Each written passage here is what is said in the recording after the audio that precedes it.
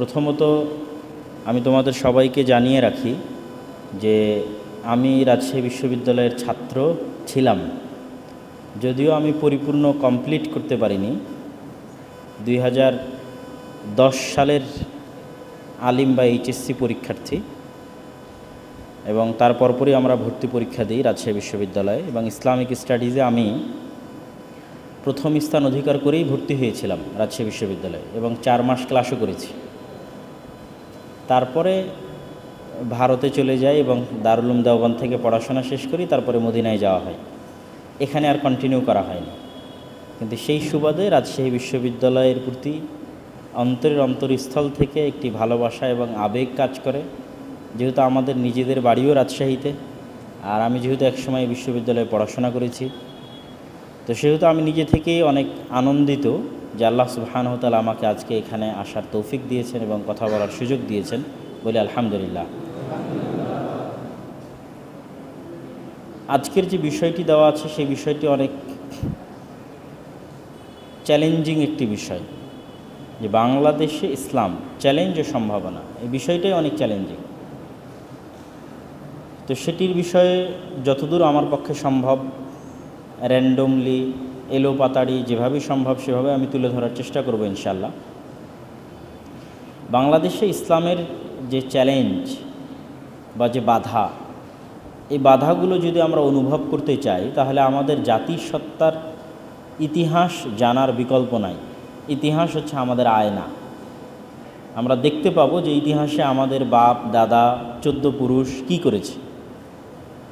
মীর নিসার আলী তিতুমির বাঙালি ছিলেন, হাজী শরীয়তুল্লাহ বাঙালি ছিলেন, তাহলে তারা বাঙালি হিসেবে কি করেছেন? শেরে বাংলা একে ফজলুল হক বাঙালি ছিলেন। তো এই যে বাংলার মুসলমানদের দীর্ঘ সংগ্রাম, এই সংগ্রাম শেষে আজকে আমরা কোথায় দাঁড়িয়ে আছি, আমরা কি ভুল করেছি যে ভুল ভবিষ্যতে করা যাবে না, এই ইতিহাসের স্টাডি আপনাকে বাংলাদেশে ইসলামের চ্যালেঞ্জ কি সেই বিষয়গুলো ফুটিয়ে তুলবে। আমার দৃষ্টিতে মনে হয় বাংলাদেশে ইসলামের জন্য কয়েকটা চ্যালেঞ্জ, যা আমি আমার বহু বক্তব্যে বিভিন্নভাবে তুলে ধরার চেষ্টা করেছি। তার মধ্যে 1 নাম্বার হচ্ছে কলোনিয়াল মাইন্ড সেটআপ, ঔপনিবেশিক চিন্তাধারা। যেহেতু আমরা 190 বছর ব্রিটিশ কলোনির অধীনে শাসিত হয়েছি, আপনি কল্পনা করেন যে শেখ হাসিনার 15 বা 16 বছর কেমন, তার সাথে এবার যুক্ত করেন 190 বছর। 16 বছরে নাকি আপনাদের এবং আমাদের নিঃশ্বাস বন্ধ হয়ে আসছিল, তাহলে 190 বছরে আমাদের পিতৃপুরুষের কি হয়েছে? 190 বছরে কয়টা প্রজন্ম অতিক্রম করতে পারে? ক্যালকুলেটরে হিসাব করে দেখতে হবে যে কয়টা প্রজন্ম 190 বছরে পার হয়েছে। একটা দীর্ঘ সময়। এই সুদীর্ঘ সময় যে আমরা ব্রিটিশদের কলোনি হিসেবে ছিলাম, তার ফলে আমাদের রক্ত এবং মাংসে কলোনিয়াল গোলামি স্থায়ীভাবে বসে গেছে, যার কারণে কখনোই আমরা আমাদের দিন এবং ইসলাম এবং আমাদের নবী, আমাদের ধর্মের প্রতি শতভাগ কনফিডেন্ট ছিলাম না, এখনও নাই। এটা হলো বাংলাদেশে ইসলাম পরিপূর্ণ বিজয়ের 1 নাম্বার বাধা, যে কলোনিয়াল মাইন্ড সেটআপ, ঔপনিবেশিক মনস্তাত্ত্বিক গোলামির চিন্তাধারা। এটা আপনি প্রতি ধাপে ধাপে নিজের অজান্তে ফিল করবেন। ইংরেজি ভাষার প্রতি আমাদের যে একটা ভিন্ন আবেগ, ইংরেজি ভাষা না শিখলে কোথাও কিছু হবে না, এটা আমাদের অজান্তে আমাদের মধ্যে চলে এসেছে কলোনিয়াল মাইন্ড সেটআপের কারণে। যে হয়তো প্যান্ট শার্ট পরে, সে হয়তো যে পাঞ্জাবি পায়জামা বা দাড়ি টুপি আছে তার চেয়ে একটু হলো স্মার্ট, এটা আমাদের অজান্তে আমাদের ব্রেনে প্রবেশ করেছে কলোনিয়াল মাইন্ড সেটআপের কারণে, 190 বছরের গোলামির কারণে। মানুষের স্মার্টনেস তার পোশাকে থাকে না, মানুষের স্মার্টনেস থাকে তার যোগ্যতায়, তার কথাবার্তায়, তার আচার ব্যবহারে। কিন্তু তারপর আমরা মনে করে বসেছি যে না, যিনি হয়তো প্যান্ট শার্ট পরে আছে তিনি হয়তো একটু বেশি স্মার্ট, যিনি পাঞ্জাবি পায়জামা এবং মাথায় টুপি এবং মুখে দাঁড়িয়ে আছে তার চাইতে। এরকম আরও অসংখ্য পয়েন্ট আপনি হিসাব করতে পারবেন, গুনতে পারবেন, যেগুলো অজান্তে আমরা লালন করি আমাদের অন্তরে, অথচ সেটির সাথে বাস্তবতার ন্যূনতম কোনো সম্পর্ক নেই।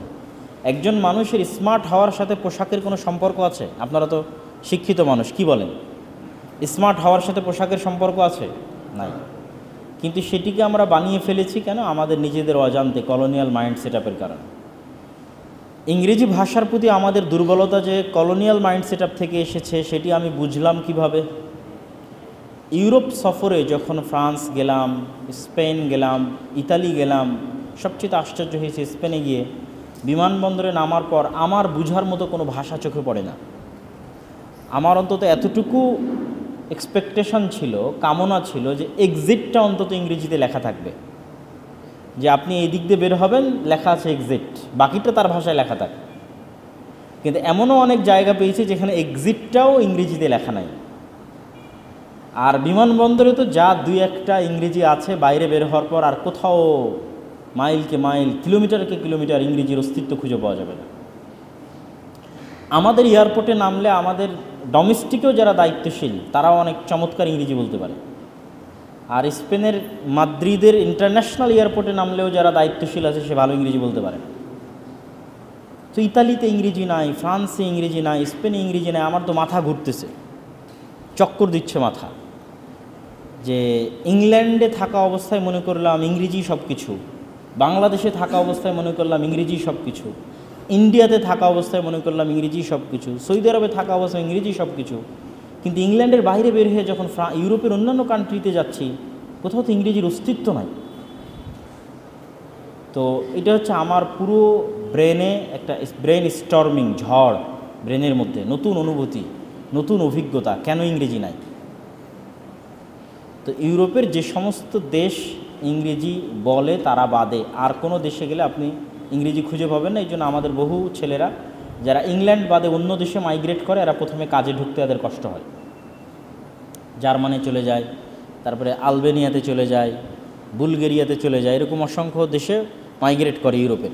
কিন্তু গিয়ে দেখে যে ইংরেজি নাই, তখন অনেক বিপদে পড়ে। নতুন করে তাদের ভাষা শিখে তারপরে জবে ঢুকতে হয়, চাকরি পায় না। তো ইংরেজি না থাকা কেন?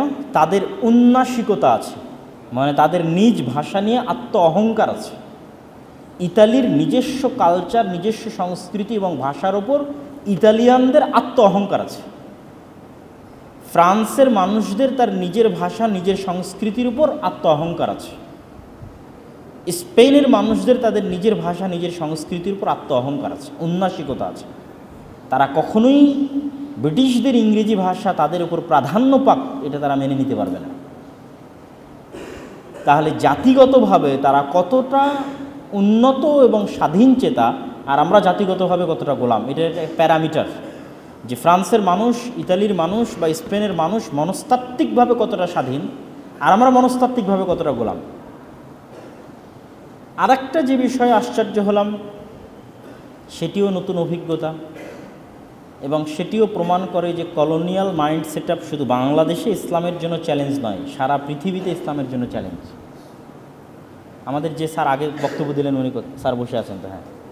তো কলোনিয়াল মাইন্ড সেটআপ শুধু বাংলাদেশের নয়, সমগ্র পৃথিবীতে ইসলামের জন্য চ্যালেঞ্জ।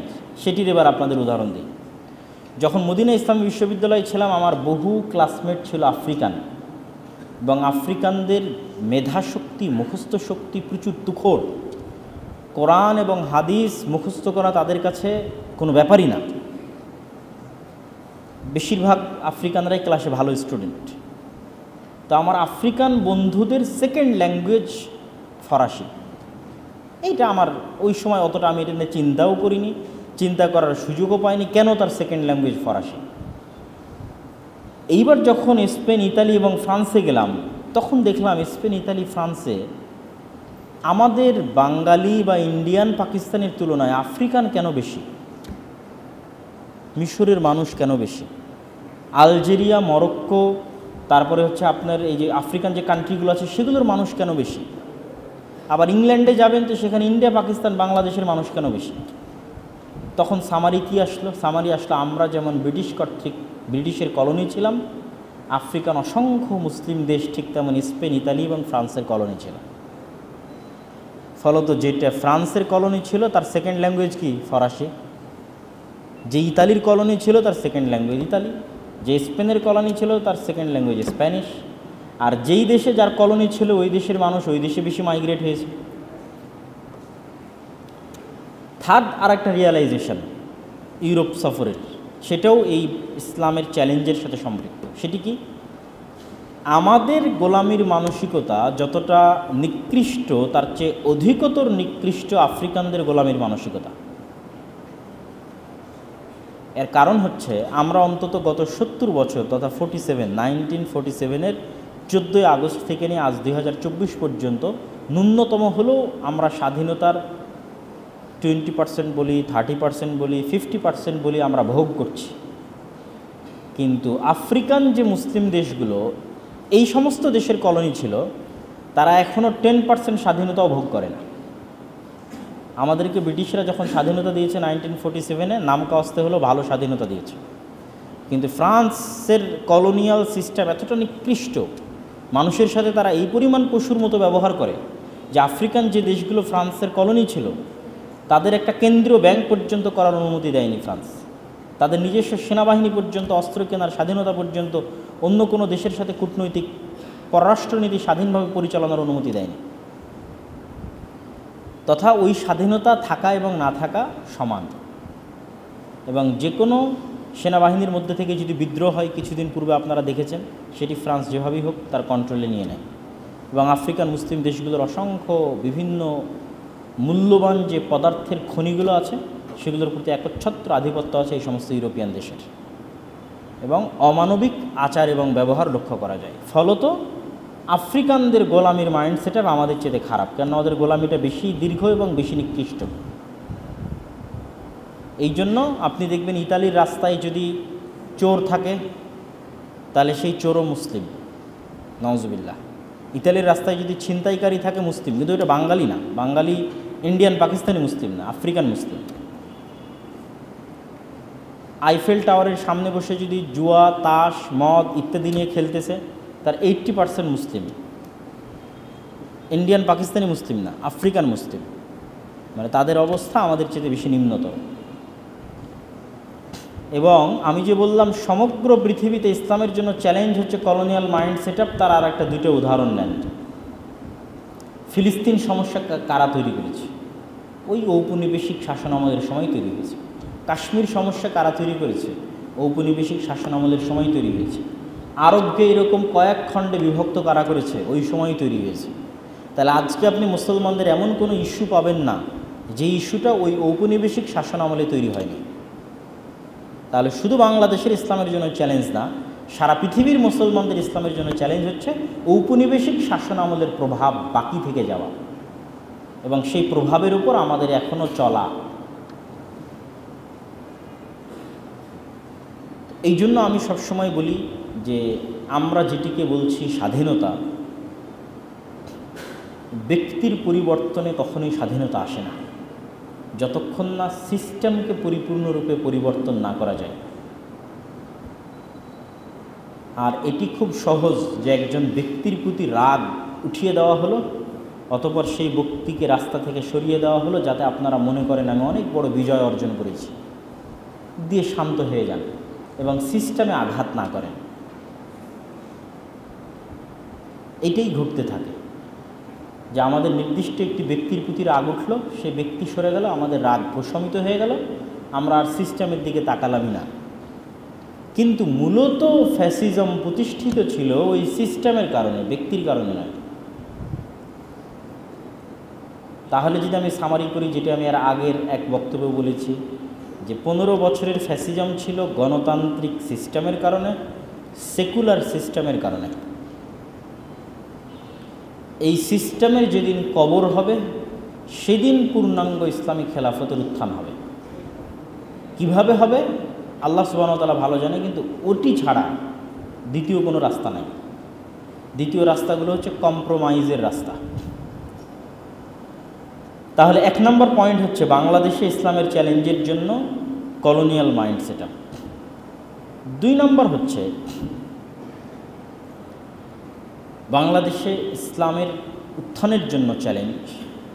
দ্বিতীয় যে চ্যালেঞ্জটা আমি মনে করি সেটি হচ্ছে যে আমাদের ইতিহাস সম্পর্কে অজ্ঞতা থাকার কারণে এমন কিছু বয়ান আমাদের নতুন প্রজন্মের ব্রেনে প্রবেশ করেছে, যেই বয়ানগুলোর সাথে এই অঞ্চলের মুসলমানদের দূরতম কোনো সম্পর্ক নাই।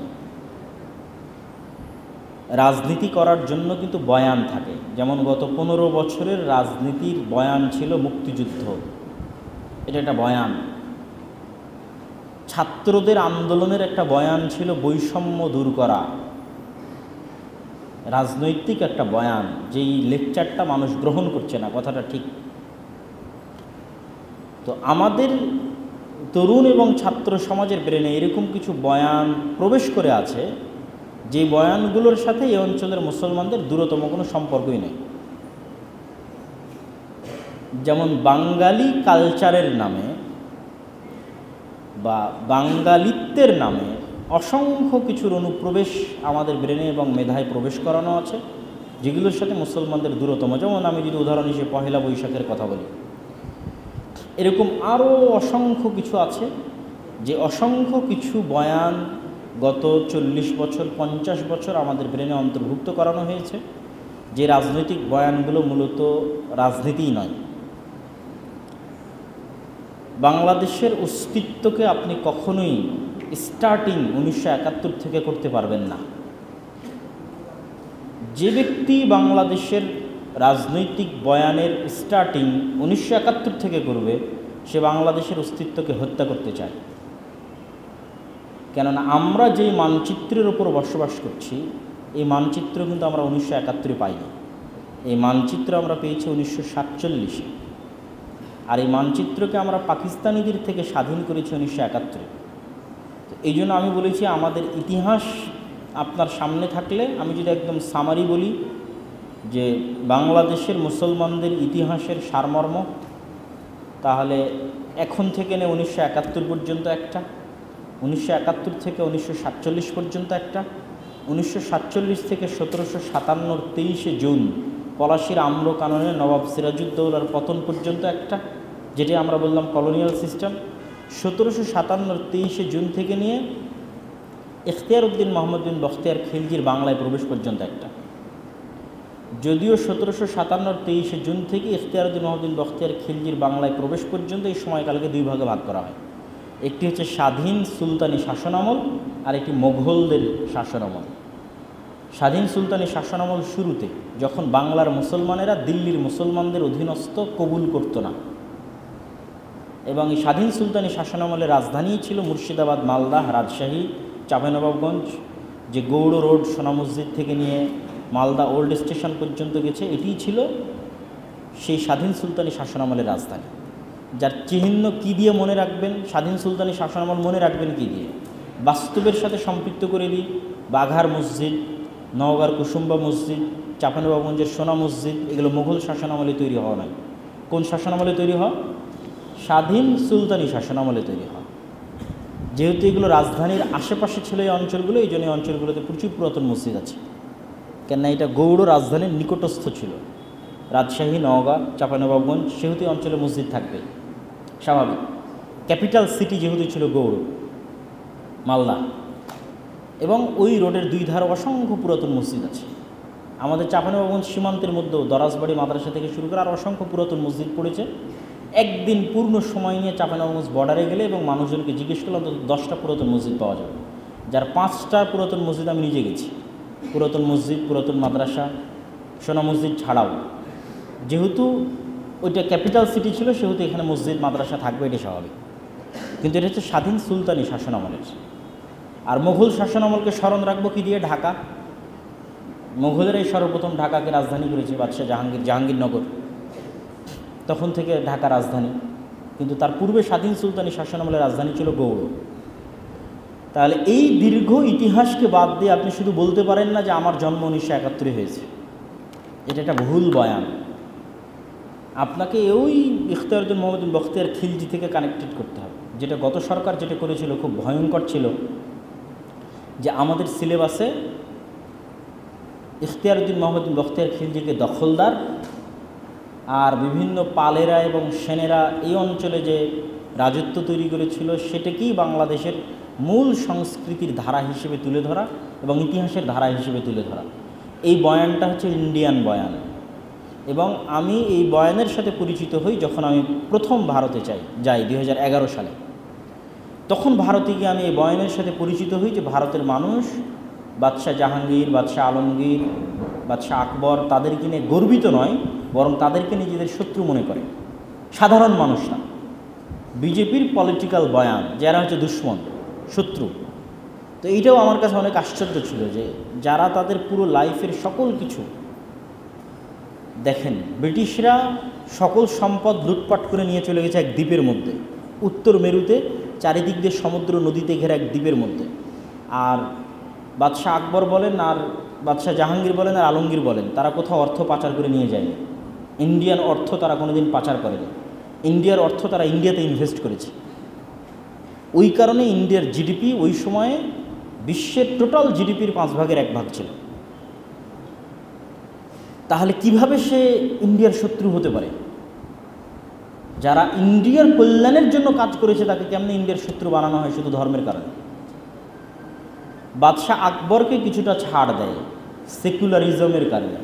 আজকের আধুনিক যুগের যে সেকুলারিজম, এটি মুসলমানদের মধ্যে প্রবেশ করানোর মূল কারিগর ছিলেন বাদশাহ আকবরের দ্বীন ইলাহি। হিন্দু মুসলিম যে কালচারাল মিক্সিং ঘটেছে এই অঞ্চলে, যে আমাদের বিবাহ বাড়িতে আমরা হিন্দুদের মতো কালচার অবলম্বন করি, আরও অসংখ্য কিছুতে বৃষ্টি যখন হয় না তখন হিন্দুদের মতো কালচার অবলম্বন করি, আরও অসংখ্য পয়েন্টে আমাদের বাড়িঘরে হিন্দুদের কালচার আছে। এটির শুরুটা হয় বাদশাহ আকবরের আমলে দ্বীনে ইলাহির কারণে, যেটি আধুনিক যুগে আমরা যেটার নাম দিয়েছি সেকুলারিজম। তো আমি যেটা বলতে চাচ্ছি যে এই বয়ানটার উৎপত্তি বিজেপির হাতে ভারতে, যদিও এটি ভারতেরও বয়ান হওয়া উচিত নয়।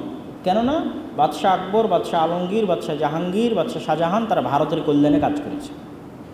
তারা ওই দেশ থেকে টাকা পয়সা অর্থ সম্পদ লুট করেনি, সব কিছু ইন্ডিয়ার পেছনে ইনভেস্ট করেছে। সুতরাং তাদেরকে শত্রু বানানো ইন্ডিয়ার প্রকৃত ইতিহাসের বিকৃতি। কিন্তু আমি কখনো কল্পনা করিনি যে এই বয়ান একসময় বাংলাদেশে বিক্রি হতে পারে। কিন্তু গত 15 বছর সেটি করা হয়েছে, বিশাল একটা সময় যাবৎ সেটি করা হয়েছে। অতএব ওই বয়ান থেকে তরুণ সমাজকে বের হয়ে আসতে হবে, নিজেদের ইতিহাস জানতে হবে এবং পূর্বপুরুষদের সাথে নিজেদের ইতিহাসকে কানেক্ট করতে হবে। এই বাংলাদেশকে ইখতিয়ারউদ্দিন মোহাম্মদ বখতিয়ার খিলজির সাথে কানেক্ট করতে হবে, এই বাংলাদেশকে গৌড় রাজধানীর সাথে কানেক্ট করতে হবে, এই বাংলাদেশকে এই সমস্ত যে স্বাধীন সুলতানি শাসনামল, মোগল শাসনামলের সাথে কানেক্ট করতে হবে, এই বাংলাদেশকে ব্রিটিশ বিরোধী আন্দোলনে বাঙালি মুজাহিদদের যে অবদান ছিল সেই ইতিহাসের সাথে কানেক্ট করতে হবে। আপনি ব্রিটিশদেরকে না তাড়াতে পারলে বাংলাদেশ কোথায় থেকে আসবে? তারপরে 1947-এর যে আন্দোলন, শেরে বাংলা একে ফজলুল হক এবং হোসেন শহীদ সোহরাওয়ার্দীর যে আন্দোলন, সে আন্দোলনের সাথে কানেক্ট করতে হবে। অথচ দেখবেন বাংলাদেশের যত রাজনৈতিক দল আছে সব রাজনৈতিক দলের বয়ান শুরু হয় 1971 থেকে, হয় জিয়াউর রহমান না হয় শেখ মুজিবুর রহমান, এই দুই দলে বিভক্ত হয়ে যায়। কিন্তু কেউ কোনোদিন খোঁজও নিল না যে ঢাকা বিশ্ববিদ্যালয়ের মধ্যে যে 3 নেতার মাজার আছে, এই 3 নেতা কে, তাদের মাজার ঢাকা বিশ্ববিদ্যালয়ের মধ্যে কেন হলো? শেরে বাংলা একে ফজলুল হকের কবর এবং হোসেন শহীদ সোহরাওয়ার্দীর কবর ঢাকা বিশ্ববিদ্যালয়ের মধ্যে আছে, যেটি 3 নেতার মাজার। তাদের চেষ্টাতেই তো আমরা এই মানচিত্র পেয়েছি। এবং আমাদের জমিদারি প্রথা বিলোপ, অখণ্ড বাংলায় যখন প্রথম শেরে বাংলা একে ফজলুল হক প্রধানমন্ত্রী হয়, তখনই মূলত আমরা আমাদের জমির মালিকানা ফেরত পাই।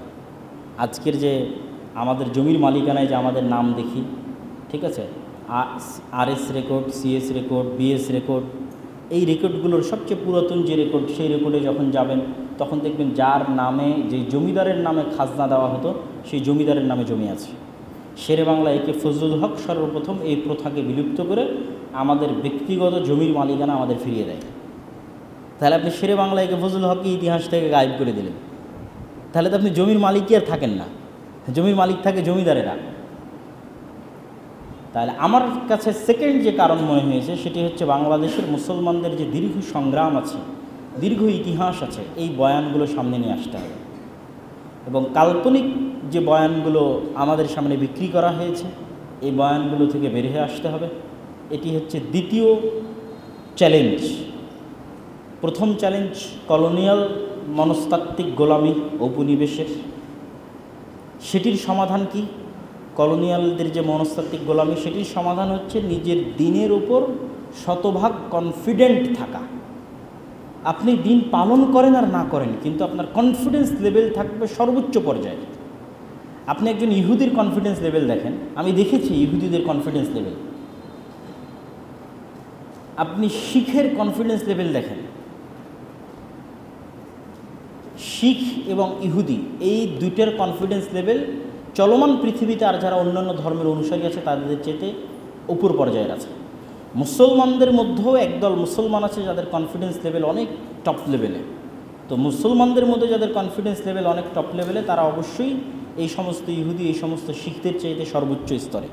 কিন্তু আমি মুসলমানদের আম জনসাধারণের কথা বলতেছি। আম জনসাধারণের কনফিডেন্স লেভেল লো, তারা হেজিটেশনে ভোগে।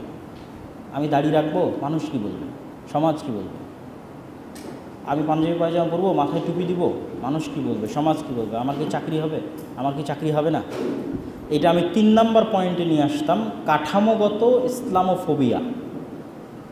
এই পয়েন্টের সাথে ওই পয়েন্টটা সম্পৃক্ত, যে বাংলাদেশে যে কাঠামোগত ইসলামোফোবিয়া, রাষ্ট্রীয় কাঠামোগত ইসলামোফোবিয়া, এটা ইসলামের জন্য তৃতীয় বড় চ্যালেঞ্জ। রাষ্ট্রীয় কাঠামোগত ইসলামোফোবিয়া, তার একটা উদাহরণ হচ্ছে এটা, যে রাষ্ট্র আপনাকে আপনার মুসলিম হওয়ার কারণে দুর্বল দৃষ্টিতে দেখবে। আপনার মুসলিম পরিচয় বহন করার কারণে রাষ্ট্র আপনাকে দুর্বল দৃষ্টিতে দেখবে, অথচ এটা মুসলিম রাষ্ট্র। আমরা মনে করি ইসলামোফোবিয়া হয়তো শুধু ইউরোপে বা আমেরিকায়। ইউরোপে এবং আমেরিকায় ইসলামোফোবিয়া হচ্ছে মুসলমানদের সাথে অমুসলমানদের, আর বাংলাদেশে ইসলামোফোবিয়া হচ্ছে এলিট সেকুলারের সাথে আপনাদের মতো সাধারণ মুসলমানদের, যারা গ্রাম থেকে উঠে এসেছে, যারা কৃষকের সন্তান, রিক্সা চালকের সন্তান, গরিবের সন্তান। এই দেশে একদল আছে এলিট সেকুলার, তাদের সাথে সাধারণ মুসলমানের চাষাভূষার সন্তানদের যে স্বাভাবিক বেশভূষা, স্বাভাবিক বিশ্বাস, তার দ্বন্দ্ব। এটা হচ্ছে বাংলাদেশের ইসলামোফোবিয়া। যেই ইসলামোফোবিয়া আপনাকে মুখে দাঁড়িয়ে থাকলে চাকরি দিবে না, এটা রাষ্ট্রীয় ইসলামোফোবিয়া। যেই ইসলামোফোবিয়ার কারণে প্রথম আলো এবং ডেইলি স্টার আলেম ওলামারা কোনো ভালো কাজ করলে সেটির সুনাম গেয়ে প্রচার করবে না। আবার আলেম ওলামারা যদি দুর্বল কোনো কাজ করে, তিনি যদি অনেক বড় সুপরিচিত আলেমও হন, তাহলে লিখবে কথিত অমুক আলেম, তথাকথিত অমুক বিদ্যান। কিন্তু আবার এলিট ক্লাস সেকুলারের জন্য অভাব হবে না সম্মানের। একজন নায়িকা যখন গ্রেফতার হবে তখন তার হাতে হাত করা থাকবে না, কিন্তু একজন আলেম যখন গ্রেফতার হবে তখন তাকে অপমান করার চেষ্টা করা হবে। এটি হচ্ছে এলিট সেকুলারের সাথে সাধারণ মুসলিমের দ্বন্দ্ব। এটি হচ্ছে রাষ্ট্রীয় ইসলামোফোবিয়া, যা আমাদের দেশে, বাংলাদেশে ইসলামের সামগ্রিক বিজয়ের জন্য তৃতীয় বড় চ্যালেঞ্জ। তো এই পয়েন্টটাকে আমি প্রথম পয়েন্টের সাথে কানেক্ট করছিলাম কেন? প্রথম পয়েন্টে যে বললাম সেকুলার মাইন্ড সেট আপ, ওই সেকুলার মাইন্ড সেট আপের সমাধান হচ্ছে কনফিডেন্ট থাকা। আপনি ইহুদিদের পার্সেন্টেজ করেন, আমি নিজে ইহুদি পল্লীতে গেছি, ইহুদি গ্রামে গেছি, ইহুদিদেরকে দেখেছি, তাদের 90% জনেরও বেশি মুখে দাড়ি রাখে। মানে দাড়ির বিষয়ে তার কনফিডেন্স লেভেল সর্বোচ্চ। তো ইহুদি যদি দাড়ি রাখলে সন্ত্রাসী না হয়, মুসলিম দাড়ি রাখলে কেন সন্ত্রাসী হবে?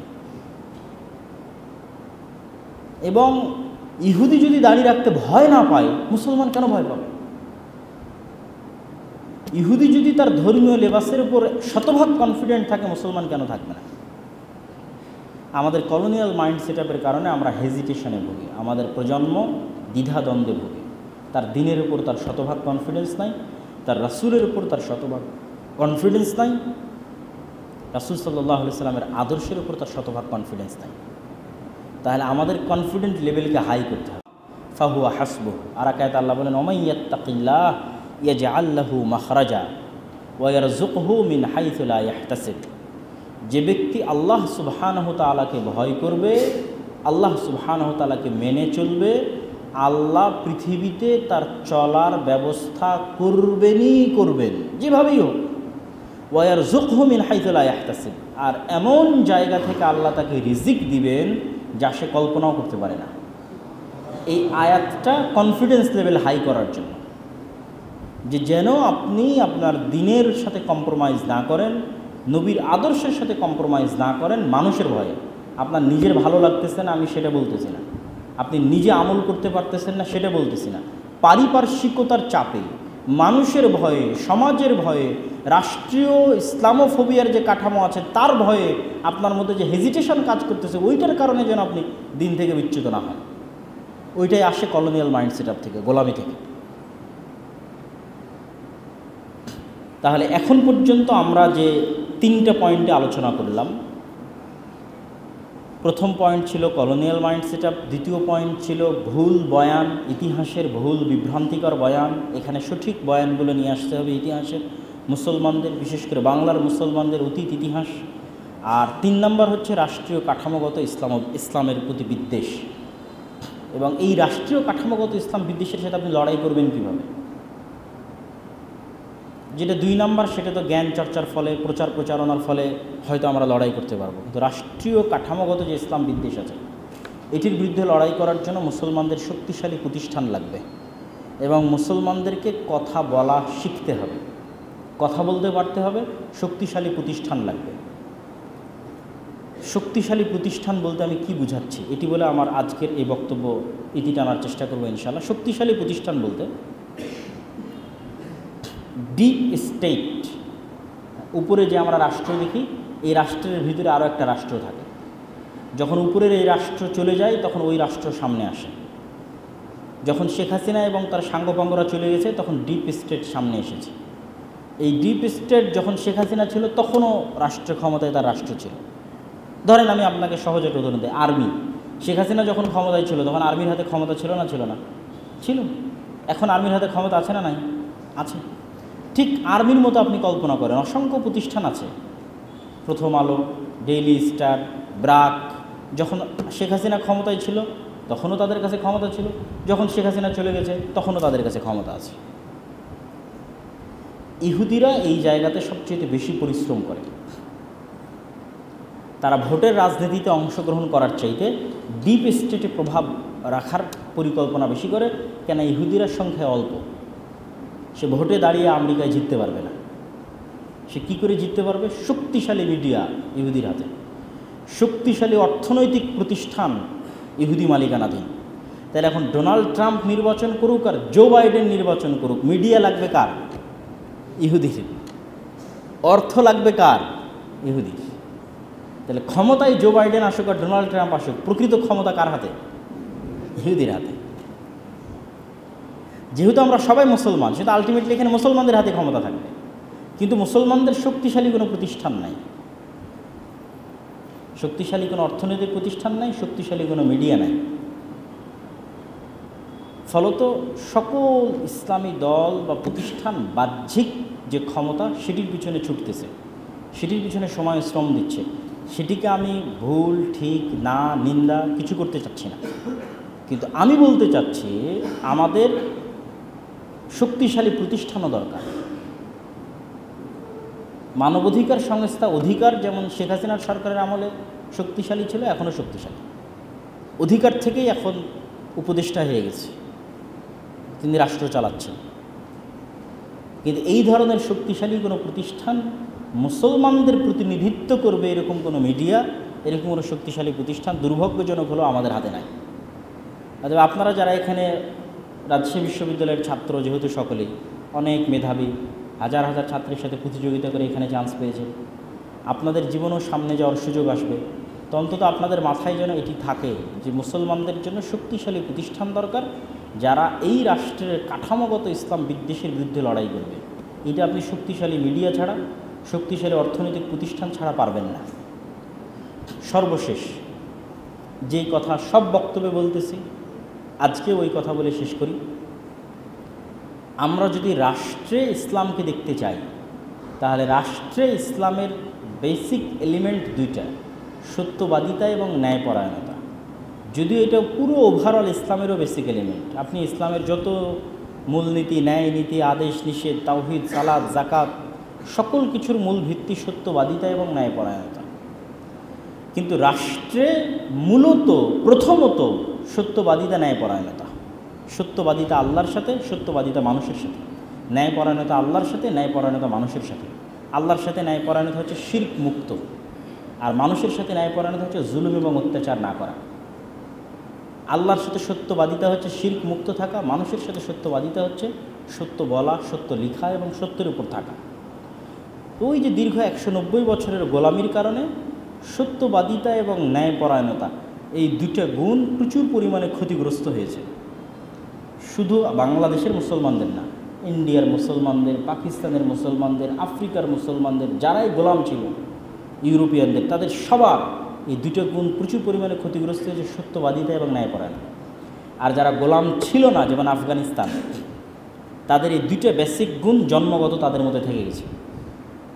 সত্য বলতে হবে, ন্যায় প্রতিষ্ঠা করতে হবে। আর আমাদের এই গোলামির কারণে দেখবেন আমাদের মাদ্রাসা মসজিদগুলোতেও, আমাদের ইসলামী শিক্ষা প্রতিষ্ঠানেও, আমাদের ইসলামী দলেও সকল কিছু আছে, এই দুটো জিনিস নাই।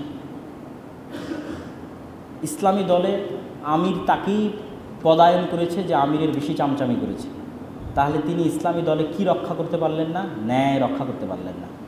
তাহলে উনি ওনার ইসলামী দলে ন্যায় রক্ষা করতে পারলেন না, মানে আল্লাহ ওনার হাতে অন্তত ইসলামী খেলাফত দেবে না, মানে ইসলামী খেলাফতের যোগ্যতা নিয়ে হারিয়ে ফেলবে।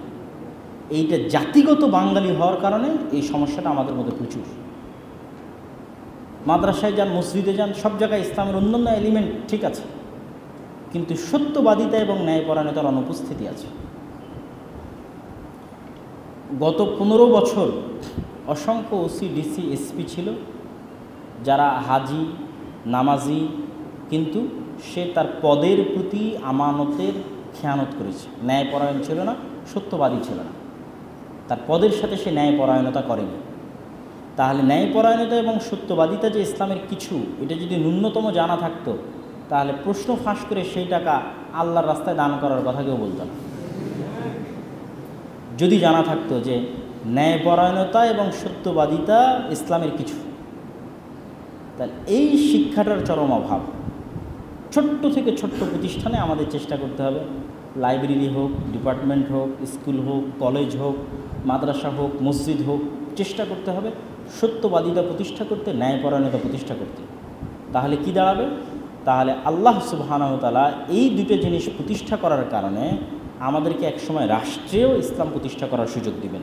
কিন্তু যদি এই সত্যবাদিতা ন্যায়পরায়ণতা না থাকে, তাহলে আমরা হয়তো অন্য আমল আখলাক দিয়ে জান্নাতে যেতে পারি, তওবা ইস্তেগফার করে জান্নাতে চলে যেতে পারি, কিন্তু রাষ্ট্রে ইসলাম প্রতিষ্ঠার গুণ আমাদের মধ্যে নাই।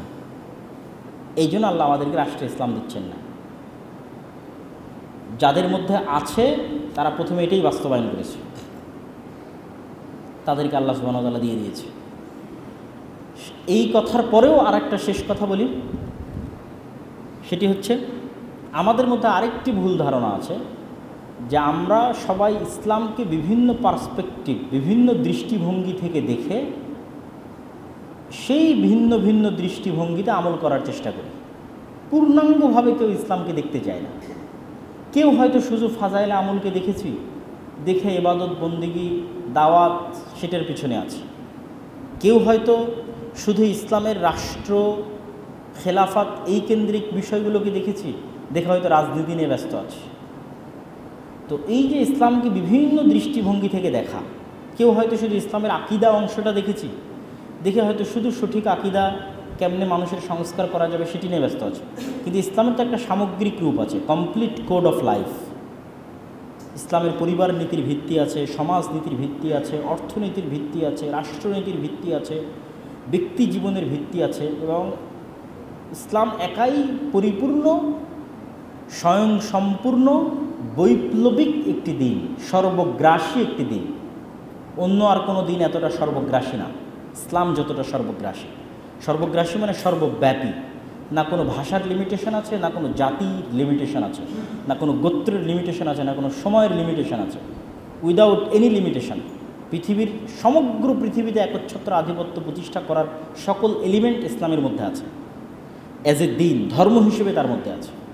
তো ইসলামের এই সামগ্রিক চেহারাটা আমাদের মাথায় থাকতে হবে এবং আমাদেরকে পূর্ণাঙ্গভাবে ইসলাম মানতে হবে। উদখুলু ফিস-সিলমি কাফা, তোমরা পরিপূর্ণরূপে ইসলাম প্রবেশ করো। রাসূল সাল্লাল্লাহু আলাইহি ওয়াসাল্লামকে অপমান করলো, আমি একটা মিছিল নিয়ে বের হলাম, এটা ইসলামের একটা পার্ট। কিন্তু ইসলামের আরেকটা জরুরি বিধান তো সালাত, আরেকটা জরুরি বিধান তো সিয়াম। তো আমি তো সেই সালাতের সাথে সম্পৃক্ত না।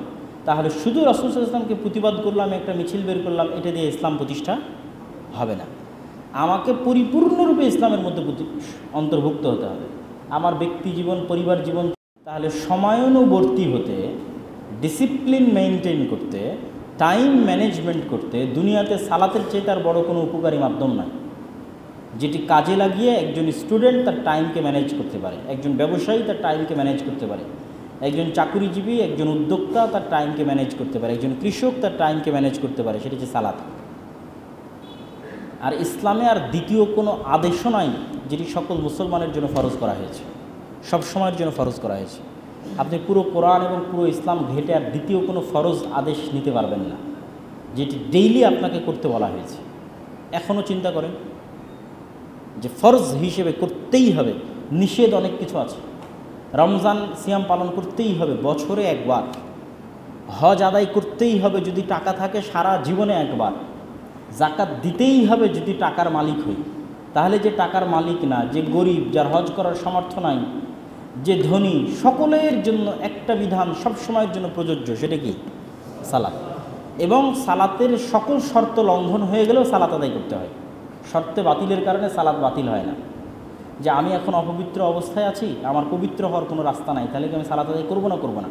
সালাত আদায়ের জন্য এটি জরুরি, পূর্ব শর্ত যে আমাকে পবিত্র হতে হবে। বাট যেহেতু এখন কোনো সিচুয়েশন নাই পবিত্র হওয়ার, তো সালাত মাফ হবে না, আদায় করতে হবে? আদায় করতে হবে। কোনো সিচুয়েশন পৃথিবীতে নাই যেখানে আদায় বাদ যাবে। তাহলে আমাকে পরিপূর্ণ ইসলামে প্রবেশ করতে হবে, সত্যবাদিতা এবং ন্যায়পরায়ণতার চর্চা করতে হবে।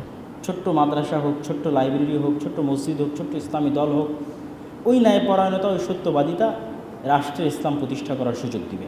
আর এই তিনটে জিনিস, তিনটে বাধা সম্পর্কে সচেতন থাকতে হবে। কলোনিয়াল যে গোলামির মাইন্ড সেট আপ আছে, সেটার বিপরীতে আমাদেরকে পরিপূর্ণ কনফিডেন্ট হতে হবে ইসলামের প্রতি। ভুল যে বয়ানগুলো, রাজনৈতিক বা ঐতিহাসিক বয়ানগুলো আমাদের বাচ্চাদের খাওয়ানো হয়েছে, সেই বয়ানগুলো বাতিল করে বাংলার মুসলমানদের যেটা সঠিক রাজনীতির বয়ান, সেটি তুলে ধরতে হবে ইতিহাসের আলোকে। 3 নম্বর, রাষ্ট্রের যে কাঠামোগত ইসলাম বিদ্বেষ আছে, যেটা হাসিনার আমলেও ছিল, এখনও আছে, হাসিনার পূর্বেও ছিল, এটি রাষ্ট্রের কাঠামোগত ইসলাম বিদ্বেষ, সেটির বিরুদ্ধে আমাদেরকে লড়াই এবং ফাইট করতে হবে। আর সর্বশেষে আবারও বক্তব্য যেটা দিয়ে শুরু করেছিলাম সেটা দিয়েই শেষ করি। সেটি হচ্ছে, আমরা 1947-এ স্বাধীন হই, 1971-এ স্বাধীন হই। ব্রিটিশরা দ্বিতীয় বিশ্বযুদ্ধের পর যখন দেখলো এই সমস্ত দেশকে তাদের কন্ট্রোলে রাখা যাবে না, এই দেশগুলোকে স্বাধীন করে দিতে হবে, তখন তাদের সিস্টেম বাকি রেখে কিভাবে স্বাধীনতা দেওয়া যায় তার জন্য তারা থিওরি খোঁজে। এই জন্য সিস্টেম ব্রিটিশদেরই, শুধু তারা চলে গেছে। বাংলাদেশ আর্মি পাকিস্তান আর্মির খণ্ডিত অংশ, পাকিস্তান আর্মি ইন্ডিয়ান আর্মির খণ্ডিত অংশ, ইন্ডিয়ান আর্মি ব্রিটিশ আর্মির খণ্ডিত অংশ। এই জন্য বাংলাদেশ আর্মির যত ল আছে তার সবগুলোর শুরু হয়েছে ব্রিটিশ আর্মিতে। বাংলাদেশের আইন ব্যবস্থা, বিচার ব্যবস্থায় যত বিধিবিধান আছে, যত ধারা আছে, পুলিশ আইন বলেন, সমাজ আইন বলেন, যা আইন বলেন, সবগুলো 1860, 1870, মানে ব্রিটিশ।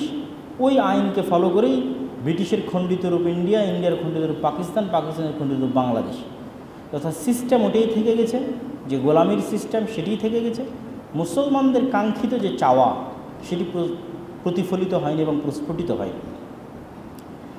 শেষে আরও একটা কথা বলি, যে ইসলাম যদি রাষ্ট্রে প্রতিষ্ঠা হয়, তাহলে ভয়ের কিছু নাই তো, ভীতির কিছু নাই তো।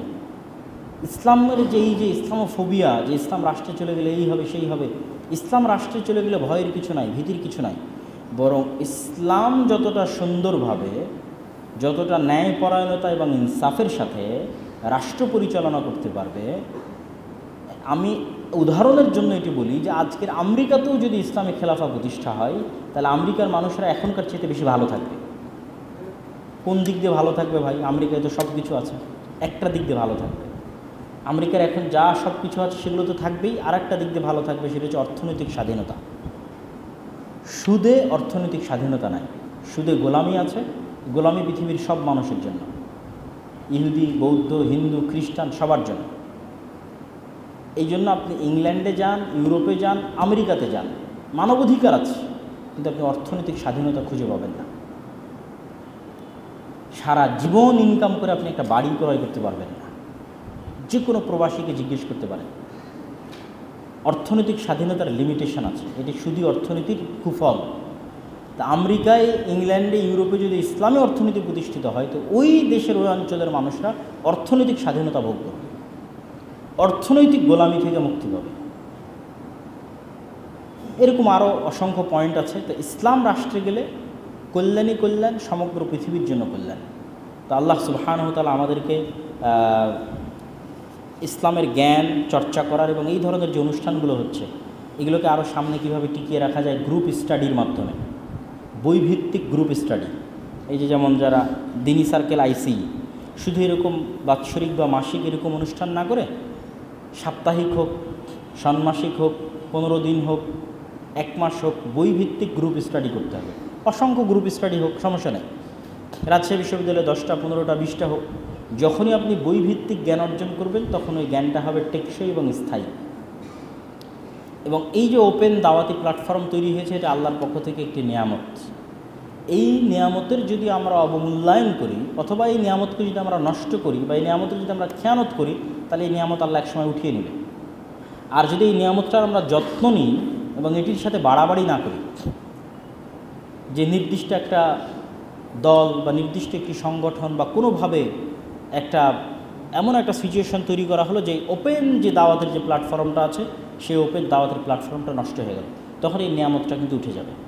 তো ছাত্র ভাইদের প্রতি উদাত্ত আহ্বান থাকবে, এই ওপেন দাওয়াতের যে প্ল্যাটফর্ম এখন সূচনা হয়েছে সারা বাংলাদেশের বিভিন্ন শিক্ষা প্রতিষ্ঠানে, এটিকে আপনারা ন্যায়পরায়ণতার সাথে, সত্যবাদিতার সাথে ধরে রাখার চেষ্টা করেন। কারোর প্রতি অন্যায় করিয়েন না, জুলুম করিয়েন না, যেন আল্লাহ সুবহানাহু ওয়া তাআলা এই নিয়ামতটা আমাদের মধ্যে থেকে উঠিয়ে না নেয়, বরং এই দাওয়াতি কাজে আল্লাহ আরও বরকত দান করেন। বলেন আল্লাহুম্মা আমিন।